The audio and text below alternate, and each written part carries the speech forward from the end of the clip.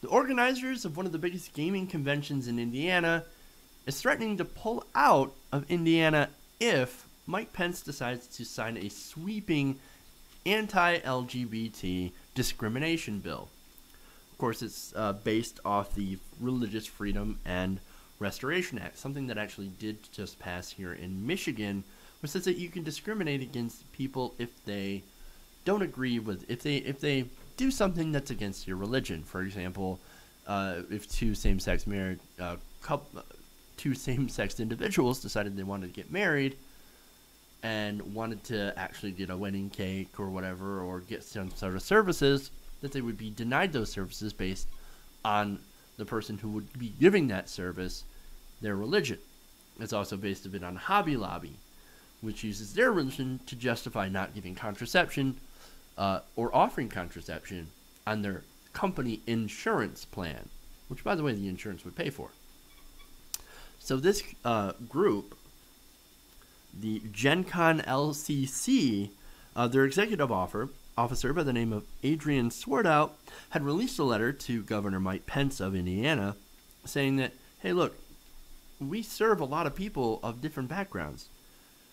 This base is made up of a lot of different ethnicities, cultures, beliefs, sexual orientations, gender identities, abilities, and socio-economic backgrounds. We serve a lot of different people here when we open up our convention to people. You see, we gamers are an inclusive sort. We don't really care who you are. As long as you love the game, you're allowed to come in and play, right? As a gamer myself, that's how I feel. And I'm pretty sure a lot of you watching also feel the same way. We're an inclusive lot. So it only makes sense that one of the biggest gaming conventions being held, the owners of such convention are saying, hey, wait a minute, you guys are going to sign in this law that is going to actively allow people to discriminate against our brothers and sisters in gaming and everything in between in gaming. And you're going to discriminate against these people basically for who they are. Well, that ain't right.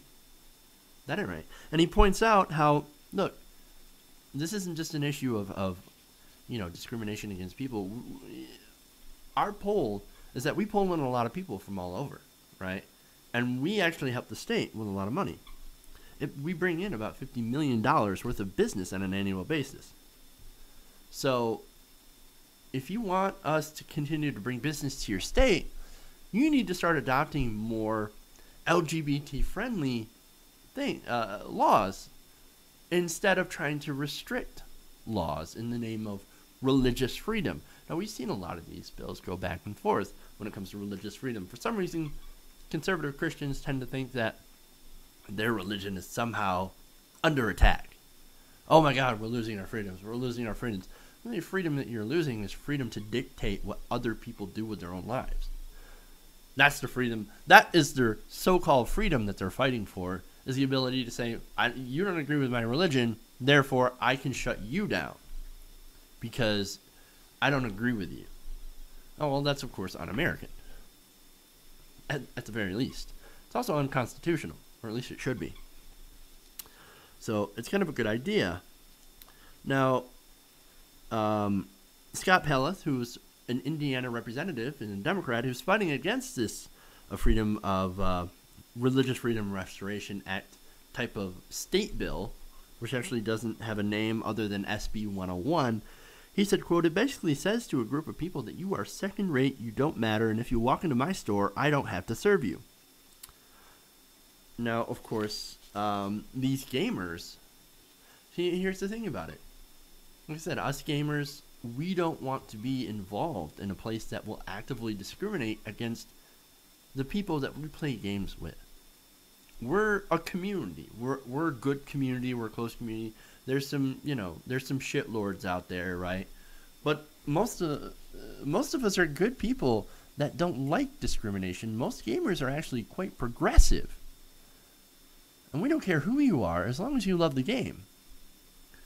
And here's gamers and the head of a gaming convention taking a stand against discrimination. This is the kind of stuff that I love to see.